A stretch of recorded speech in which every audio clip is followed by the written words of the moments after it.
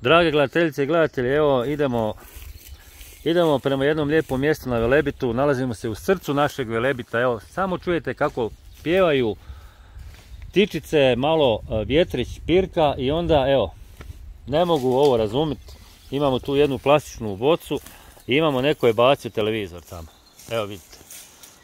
Sad će Goran polako taj televizor donest i mi ćemo to odnesti na smeće. Jer ja ne mogu vidjeti da ovaj moj prelijepi Velebit bude odlagalište otpada. Koje god ovaj televizor bacio, stvarno, evo, sigurno ćeš gledat, neko će ti reći, ne znam šta bi ti rekao, našao si stvarno mjesto gdje ćeš baciti televizor. Evo. Evo, ja ne mogu vidjeti, ne mogu zamisliti da bacim papirić negdje u prirodu.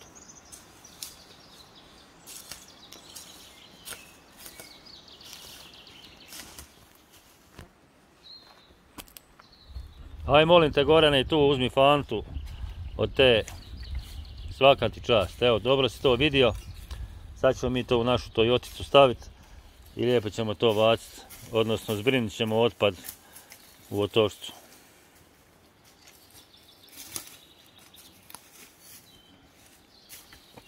Samo polako.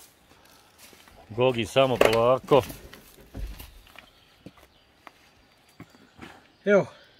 Blaupunkt. Blaupunkt, nisi imao sreće, nećeš ostati na Velebitu. Ideš ti. Eto. Divota. Bože. Vidi ovih ptičica, vidi ovo. Vidi, Gorane, ovo. Vidi ovaj vjetrić. Vidi ovaj vjetrić. A? Neprocjenjivo.